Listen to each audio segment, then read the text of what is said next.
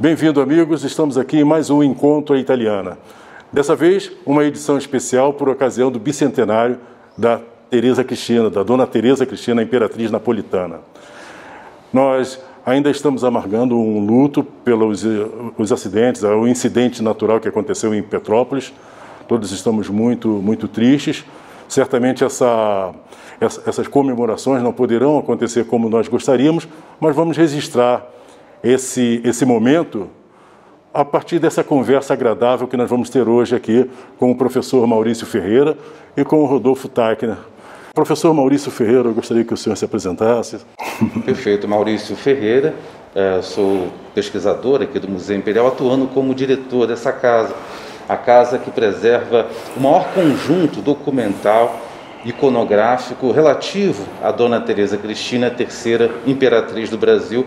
É um prazer estar aqui no seu programa. Obrigado, professor. Estamos aqui também com o Rodolfo Tachner, presidente da Câmara Ítalo-Brasileira de Comércio e Indústria. Rodolfo, por favor. Bom dia a todos. Estamos tentando de marcar presença, depois de 200 anos, de uma senhora, a Imperatriz Napolitana, que criou muita cultura italiana no Brasil, até levou cultura brasileira para a Itália, como veremos em seguida, e especialmente estamos na casa dela. Essa aqui é a casa da senhora Teresa Cristina. Atrás temos um quadro da família dela com as duas filhas. Muito obrigado pelo seu convite. Por nada, Rodolfo, mas esse programa não poderia estar acontecendo se não fosse o apoio aqui do Museu Imperial, o apoio da Câmara Ítalo-Brasileira de Comércio e Indústria, o apoio do Grupo Italianos na região serrana.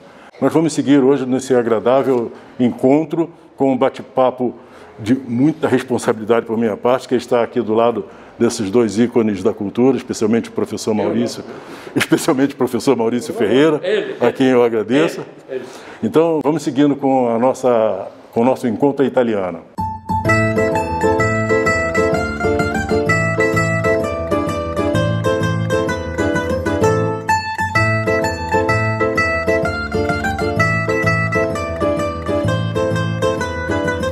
Bem, amigos, eu vou fazer um convite aqui ao meu amigo, o professor Maurício Ferreira, a fazer uma explanação sobre o Museu Imperial e a Dona Teresa Cristina. Professor Maurício. Essa casa é a casa favorita do casal Dom Pedro II e Dona Teresa Cristina. Ela começou a ser construída por volta de 1845 para abrigar as atividades de veraneio da família aqui na Serra Petropolitana.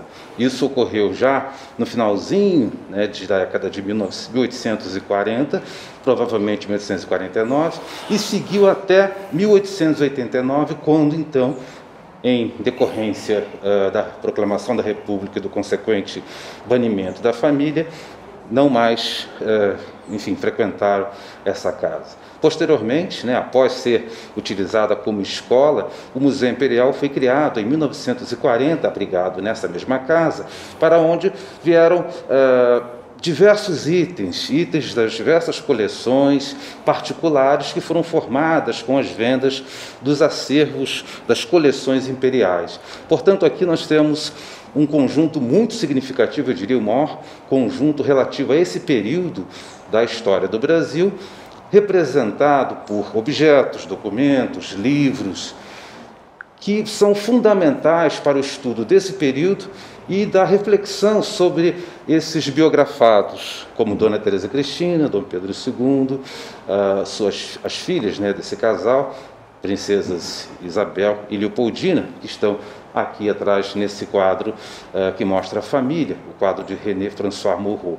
As efemérides são momentos nos quais nós paramos para refletir sobre determinados significados da história. Esse significado em particular do nascimento de Dona Teresa Cristina, uns 200 anos do nascimento da nossa terceira imperatriz, eles nos permite refletir um pouco, eu diria, não apenas sobre a biografada propriamente dita, mas principalmente sobre a condição feminina, sobre a mulher nesse período, o que se esperava de uma mulher, qual era o papel desempenhado pelas mulheres no período em que ela nasceu, um período que ela viveu aqui no Brasil. Vejamos, Dona Teresa Cristina era imperatriz, ou seja, era uma pessoa que tinha um destaque, né, muito particular na sociedade, mas ao mesmo tempo ela sofria por sua própria condição de nascimento.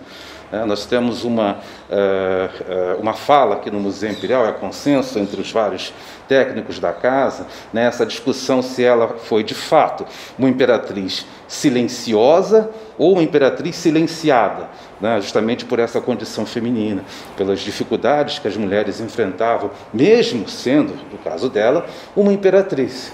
Eu faria uma pergunta. O Museu Imperial, ele tem um grande acervo de objetos, de coisas mais icônicas, objetos físicos, como, por exemplo, talvez esse piano, que falam muito da presença da imperatriz aqui. O professor poderia nos dar uns exemplos? Perfeitamente. Nós temos uma dimensão desse museu, que é a dimensão casa, ou seja, o museu, além de ser um museu de história, um museu que trata um período específico da história do Brasil, que é exatamente o período imperial, com ênfase no Segundo Reinado, ele é também uma casa histórica, porque temos aqui objetos que pertenceram o dia a dia da família imperial nas suas várias residências, não apenas aqui no Palácio Imperial de Petrópolis, mas também no Paço de São Cristóvão e também na Fazenda de Santa Cruz.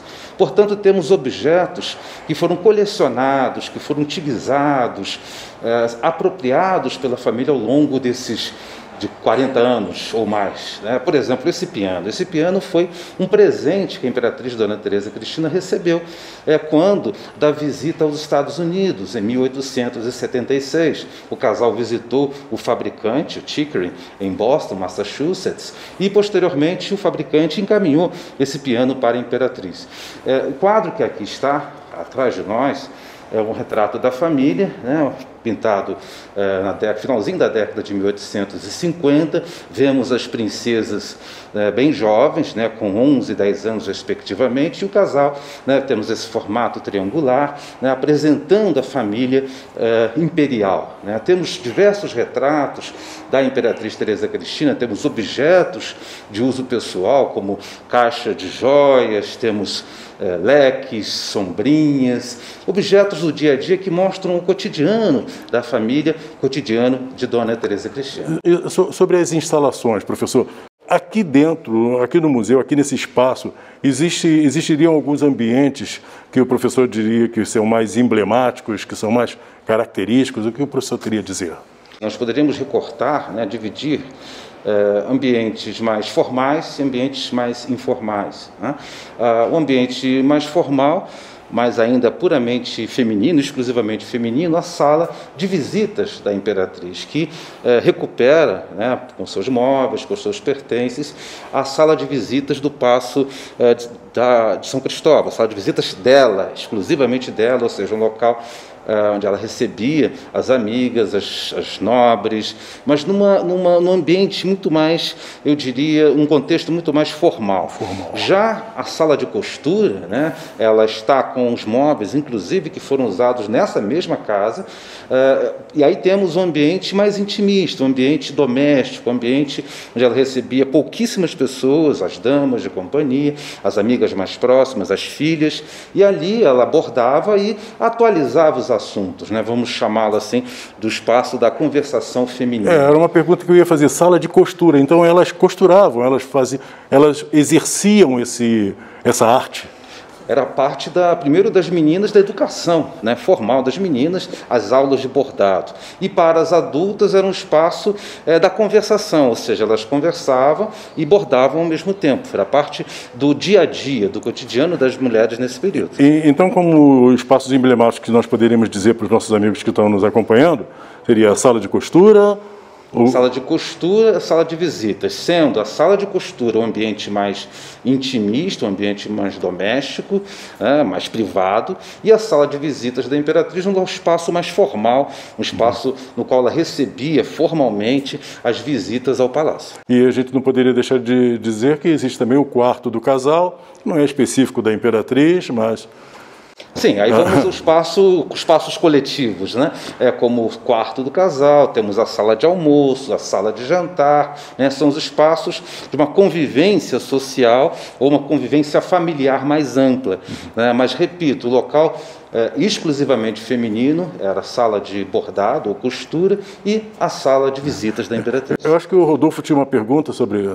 Sim, a minha pergunta era quantas pessoas trabalhavam para os 5 habitantes dessa casa e quantos normalmente circulavam dentro do palácio neste período, para tentar de explicar para quem nos escuta qual era a rotina de pessoas que estavam em teoria em uma casa de férias, mas que na realidade estavam na casa principal deles, porque seja o imperador que a imperatriz gostava que eu saiba muito de estar aqui, como eu que moro a Petrópolis também. É bem diferente se nós compararmos com uma corte europeia, né? Uma corte francesa, uma corte mesmo em Nápoles, né?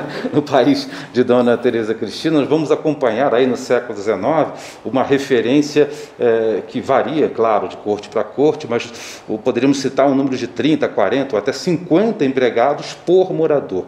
Aqui era bem diferente, né? Temos um espaço no qual Dom Pedro II gostava de ter uma vida mais tranquila, uma vida mais amena, apesar de ser a casa do imperador do Brasil, mas uma casa de verão. Portanto, podemos falar em torno de 8 a 10 pessoas no máximo, de funcionários por morador, atuando nas atividades do dia a dia da família. Aqui mesmo no Palácio, nós temos uma distribuição espacial, né, que é muito interessante. Por exemplo, a ala direita era uma ala utilizada, né, ocupada pelas damas de companhia, sejam da imperatriz, sejam das princesas, né? Já a ala esquerda era uma ala frequentada apenas pela família, assim como o sobrado, né, um espaço mais íntimo da família. Portanto, temos uma circulação, eu diria, muito reduzida no interior do palácio, porque era um espaço no qual Dom Pedro II queria exatamente essa liberdade, essa tranquilidade de uma vida no campo, diferentemente até da atividade ocorrida no Paço de São Cristóvão. Paço de São Cristóvão nós vamos acompanhar uma quantidade muito maior de funcionários, mesmo artistas, né, os artistas da corte, eles estavam alojados, né, no palácio principal. Enfim, temos uma circulação de pessoas estranhas, digamos assim, a família é muito grande. Esse é o grande diferencial de Petrópolis. Aqui era uma vida mais tranquila, vamos dizer assim. Eu espero que todos estejam gostando do banho de cultura que nós estamos recebendo aqui por conta das orientações, da informação que o professor Maurício está nos passando. Professor, existe uma carta, amigos, essa é a minha colinha, porque é uma responsabilidade muito grande estar do lado desses 2 ícones, então... Eu não sabia. Eu tenho que seguir. Existe uma carta no arquivo histórico do museu com a queixa da princesa Leopoldina. A transcrição diz o seguinte, o trecho da carta escrita em 22 de outubro de 1866, a Condessa de Balhal. Mamãe é muito boa pessoa, mas é um pouco dominadora. Gosta que tudo vá como ela só quer. Apesar que Deus no evangélico diz a mulher deve submissão ao marido. Essa carta e outros registros poderiam revelar o quão presente era a imperatriz, professor? Bom, vejam, nós também temos aqui no museu um consenso de que durante a adolescência a princesa Dona Leopoldina era muito mais rebelde se comparada à princesa Isabel. E de fato, né, sendo a segunda, não era a herdeira do trono, né, várias contingências definiam isso. Mas é muito jovem, uma adolescente que, de certa forma, apresenta para nós parte do temperamento de Dona Teresa Cristina. Vejam, eu vou citar um exemplo, né, uma situação, ou 2 situações. A primeira foi quando Dona Teresa Cristina conseguiu que o irmão, em Nápoles, pudesse encaminhar artefatos arqueológicos que foram descobertos em Pompeia para o marido, para Dom Pedro II, ou seja, para, digamos assim, formar uma coleção arqueológica de Dom Pedro II que estava, enfim, guardada no Museu Nacional. Outra situação foi quando o Dom Pedro II pagou os estudos na Europa para Carlos Gomes. Carlos Gomes, nosso grande compositor, né, que se formou na Europa, teve essa formação na Europa, e ele pretendia que Carlos Gomes fosse para a Alemanha. Por influência de Dona Teresa Cristina, Carlos Gomes acabou indo para a Itália. Né? Portanto, nós temos aqui talvez um sintoma, né, um sinal de que Dona Teresa Cristina, apesar desses aspectos aqui já mencionados, né, da própria condição feminina, né, difícil nesse período, tinha suas habilidades, digamos assim, para conduzir a questão para a direção desejada. Né? Talvez de uma forma mais metódica, mais dissimulada, mas em várias ocasiões ela conseguiu de fato exercer sua posição e prevalecer frente à posição dos demais. Entendemos então que ela era muito presente na família e talvez podemos ver mais tarde que ela era presente também nas questões políticas. Não diria nas questões políticas, mas com certeza nas questões familiares ou nessas relações com pessoas próximas, em algumas situações a posição dela prevaleceu. Mas vejam, talvez pudéssemos estudar um pouco mais para entender como era esse mecanismo, como ela fazia que a sua vontade prevalecesse.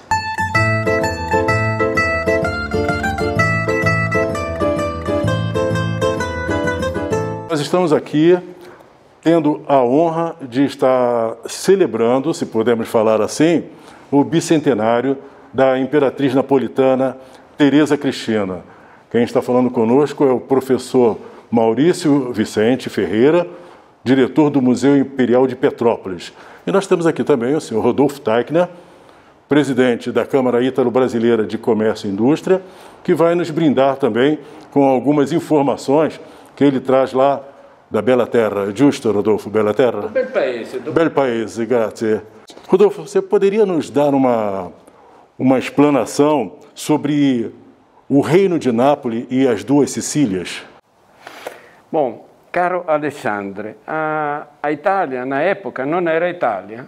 Todo mundo falava italiano, mas era Regno delle Due Sicilie. Questo Regno delle Due Sicilie era una casata spagnola, si chiamava Borbone, aqui traduzida em Bourbon. Esse Regno da Sicília era praticamente o mais importante regno do Mediterrâneo da época, superior até à França, por ter tido a Revolução Francesa. No caso dos Borbões, eles sobreviveram à Revolução Francesa e criaram o Regno da Due Sicilia.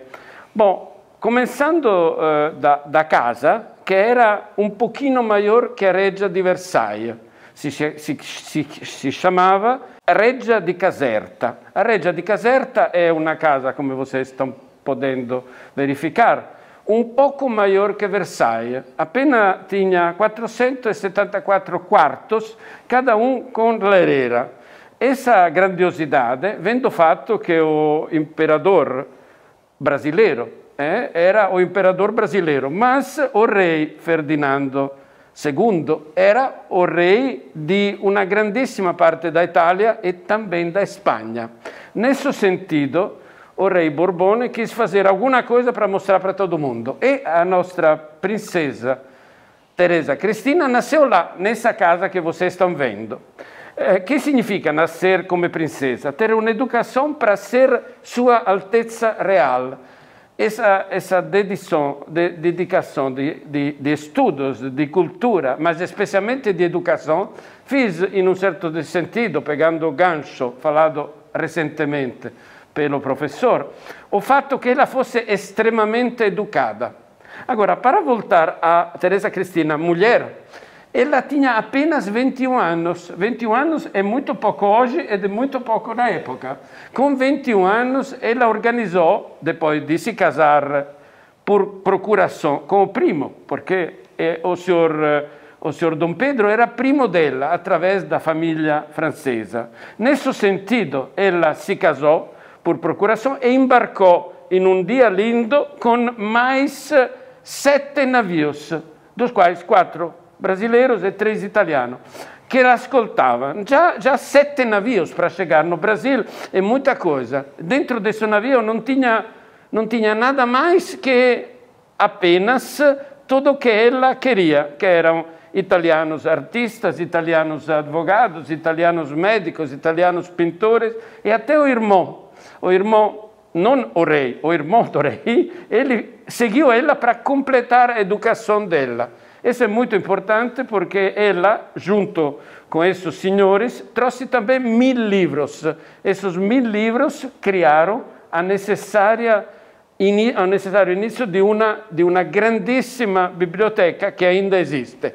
Uma coisa quase desconhecida que ela trouxe também, sempre do mesmo palácio, algumas centenas de mapas geográficos do mundo que na época se conhecia. Portanto, a nível de mulher, nós temos uma mulher muito avançada nos tempos que pensa, antes de chegar em um país, cos'è que vai pôr na mala. Como ele disse, arte greco-romana, arte etrusca e livros e cartas. Mas eu queria fazer uma pergunta antes, porém, até para ajudar o esclarecimento das pessoas que estão nos acompanhando. Me permita, Regia di Caserta, Regia seria o Palácio Real e Caserta é um lugar. Caserta é uma cidade que está a 20 quilômetros de Nápoles e da mesma identica forma como a Quinta da Boa Vista foi construída longe do mar, porque na época tinha os maus, que normalmente eram os franceses, que queriam invadir, seja o Estado, digamos, do Impero brasileiro que o reinado italiano. Esse fatto di costruire a Reggia o a Casa Real un poco longe serve esattamente para isso.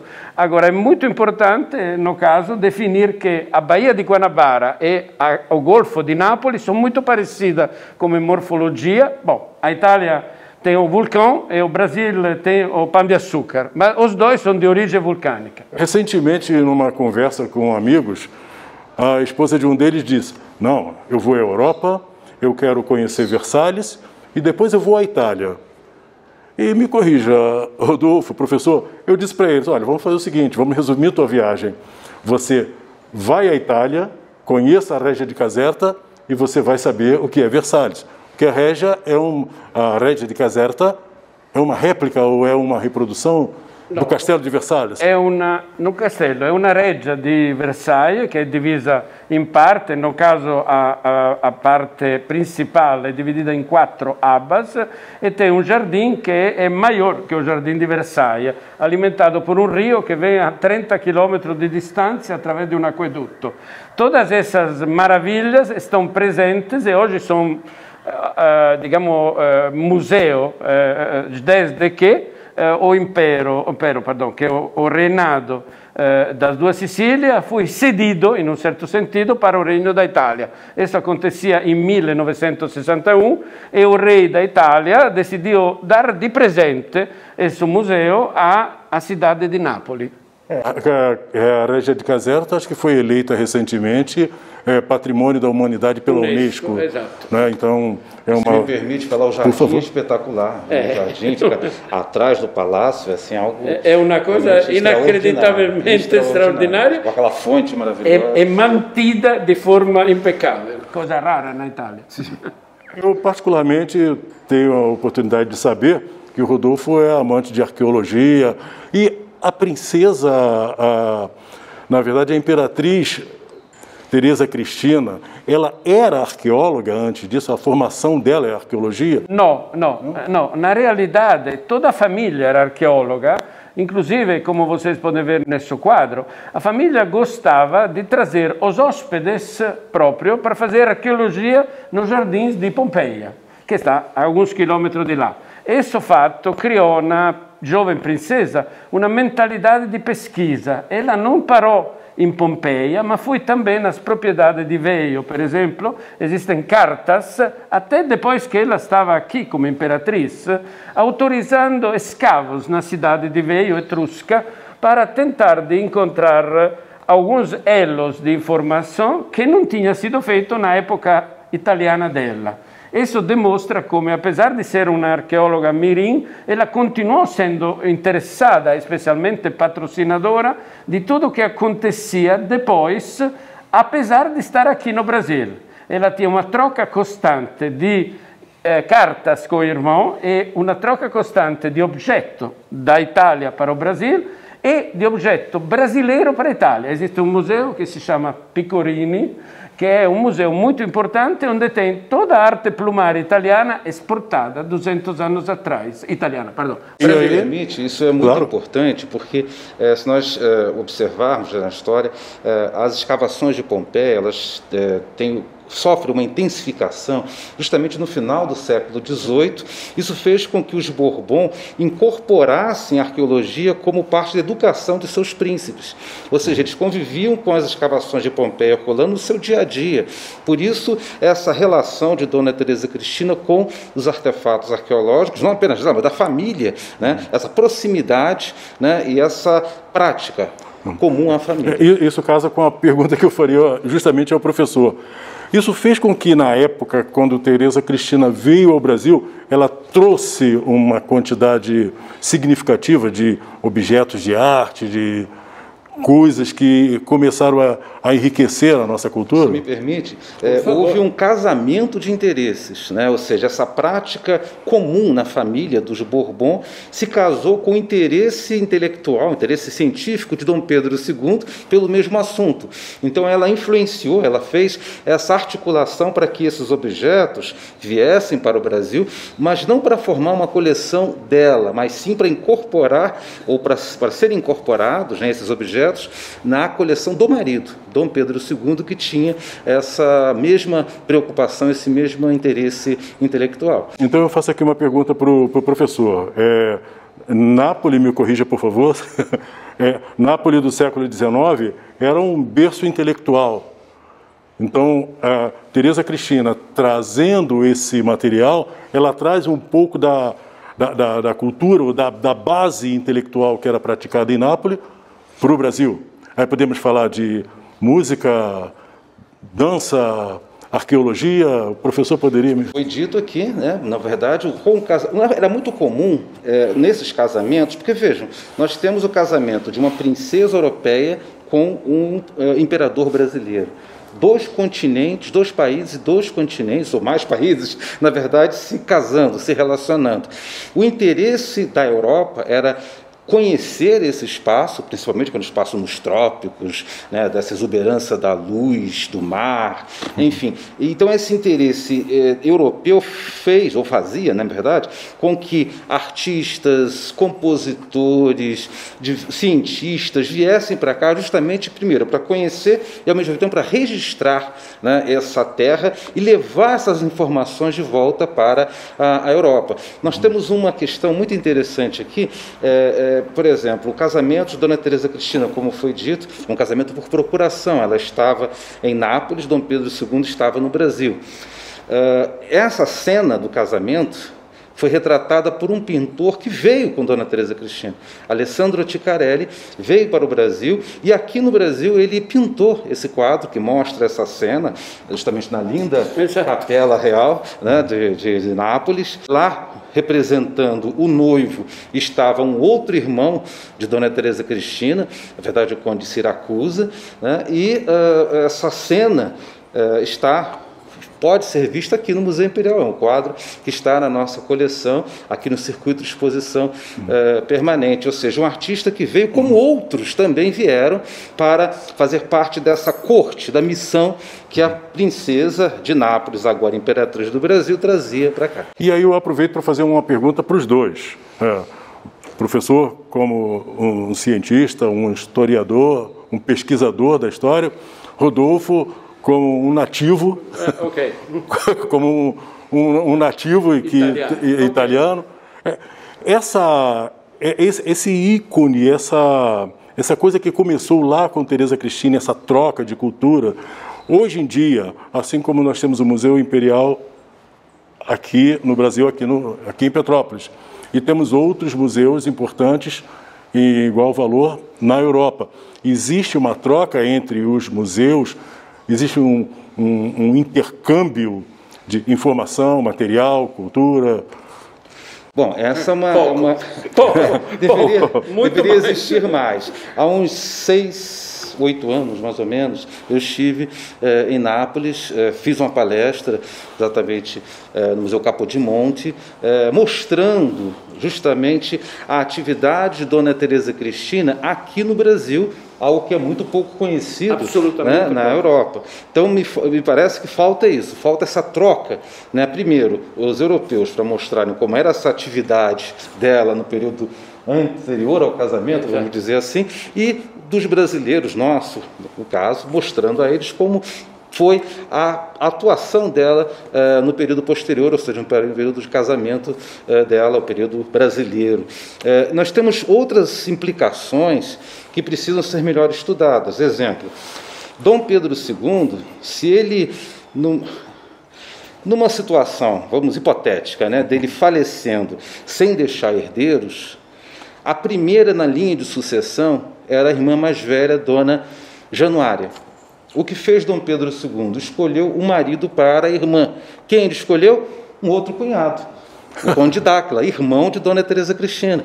Essas relações precisam ser melhor estudadas. Entendi. Exatamente a vida dos condes Dáquila, no caso Dona Januária, inclusive se perdeu. Na medida que ela foi morar na Europa, pouco se sabe aqui no Brasil como foi a atividade, como foi a vida dela no período posterior a essa viagem, né, em definitivo.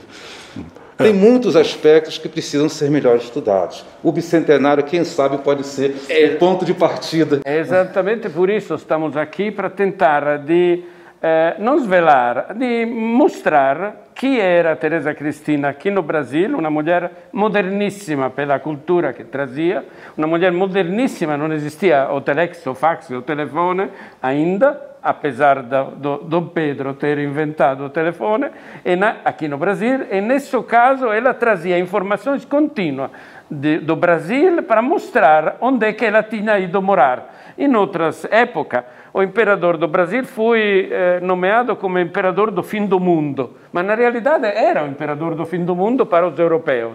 Portanto, os europeus receberam, através da senhora Teresa Cristina, informações constantes sobre a mudança até tecnológica que seja o marido que ela queria implantar no Brasil. Para fazer um exemplo, a primeira ferrovia da Itália foi feita pelo irmão e se chamava Napoli-Portici. A primeira ferrovia brasileira foi feita pelo imperador ed é aquela que chegava depois até Petrópolis. A primeira tesselagem mais importante in Italia foi feita a Salerno, um pouquinho antes que aqui se importassem italianos de Salerno para fazer a tesselagem de Petrópolis. Temos inúmeras convergências, se podemos chamar, me corrija, de crescimento não só histórico, não só cultural, não só técnico, de dois reinos impero que começaram, em um certo sentido, a crescer juntos e, infelizmente, caíram juntos, um em 1961 e um 20 anos depois. Isso dá adito a várias situações no qual, apesar do império, do Regno Italiano ter sido, anulado pelo Regno da Itália, ou seja, substituído pelo Regno da Itália, a signora Teresa Cristina, e aqui voltamos como era a mamma italiana, convenceu o marido, stava in viaggio in Europa, a ir ver os escavos di Pompeia. Stiamo parlando di 1888, quando o signor Dom Pedro II e a Teresa Cristina e parte dos acompanhantes foram visitar pela primeira vez, Dom Pedro, os escavos de Pompeia. Isso é muito importante para mostrar esse serviço. Bem, amigos, nós estamos passando por um momento lastimável para a história da humanidade, com essa coisa de pandemia, uma entrevista significativa como essa, com a presença do professor Vicente, com a presença do Teichner, e vamos fazendo como podemos. Porém, a gente não poderia ter um brinde melhor para celebrar o bicentenário de Teresa Cristina, senão num momento como esse, apesar das controvérsias, apesar do momento delicado que Petrópolis está passando. Porém, fica aqui o nosso registro. Nós vamos chegando ao final do nosso encontro, do nosso bate-papo. Eu gostaria de saber, por parte do professor Maurício, se a gente poderia, num momento futuro, dar continuidade e nos aprofundar a esse bate-papo, a essas informações tão significativas para o nome da Dona Teresa Cristina. Sim, perfeitamente. Nós, aqui no Museu Imperial, estamos preparando uma programação das comemorações do bicentenário do nascimento de Dona Teresa Cristina. Portanto, ao longo do ano, vamos propor aí algumas ações, concertos, saraus, atividades várias para registrar, né, exatamente esse momento. Como eu disse, a efeméride é um ponto de partida, né? Ela nos oferece a oportunidade de repensarmos essas questões, de lançarmos projetos de trabalho conjunto para a preservação da nossa memória. Muito obrigado, professor. Eu gostaria de deixar registrado aqui o nosso agradecimento a todas as pessoas que estão contribuindo conosco em cima da temática italiana na região serrana. Um abraço muito especial para o pessoal de Friburgo, para o pessoal de Areal, de Teresópolis, de Petrópolis. As pessoas dos municípios que ainda não foram citados, nos aguardem, porque nós estamos chegando com a Câmara Ítalo-Brasileira de Comércio e Indústria, com a sua delegação da região serrana. Vai ser um grande prazer estar com todos vocês. Para quem não conhece e gostaria, eu recomendo que entre no site www.camaraitaliana.com.br e conheça um pouco da Câmara Italiana e saiba quais são as vantagens que você tem de se aproximar de uma instituição bilateral presente em 80 países, com certificação ISO 9000, com reconhecimento do Ministério dell'Estero, do governo italiano, que é presente na Assocamere-Estero, que é a Associação de Câmaras no exterior, e atuando no Brasil há pelo menos 70 anos, se é que eu estou correto. É correto, caro Alessandro.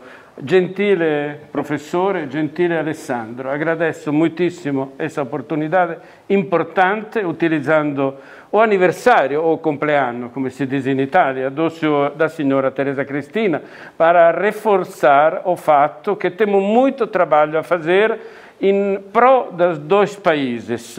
Espero que vocês todos que estão escutando visitem conosco a Reggia di Caserta, conosco Napoli, conosco Pompeia, perché realmente acreditamos muitíssimo in una forza agglutinadora entre a cultura italiana e a cultura brasileira unidos para exatamente a signora Teresa Cristina. Quero me dilungar um segundo sobre o fato que a Teresa Cristina foi a primeira italiana importada. Na realidade, temos muitíssimos italianos que chegaram depois, milhões de italianos que chegaram atrás dela. Filhos de italiano, come Portinari, que vieram para cultivar café e são grandissimamente conhecidos no mundo. Tudo isso tem que ser raccontado para poder fazer turismo. Os italianos em Brasil e os brasileiros em Itália. Bem, amigos, foi uma grande satisfação, foi um momento ímpar estar aqui com o professor Maurício, com o Rodolfo Teichner, aqui no Museu Imperial. E você que tem uma história, fotos, documentos, registros sobre a tua italianidade ou sobre sua simpatia com essa temática, entre em contato conosco. Você pode entrar no site italianosempetrópolis.com.br ou você pode nos mandar um WhatsApp através do número que vai ser colocado aqui e nos contar. Participe conosco.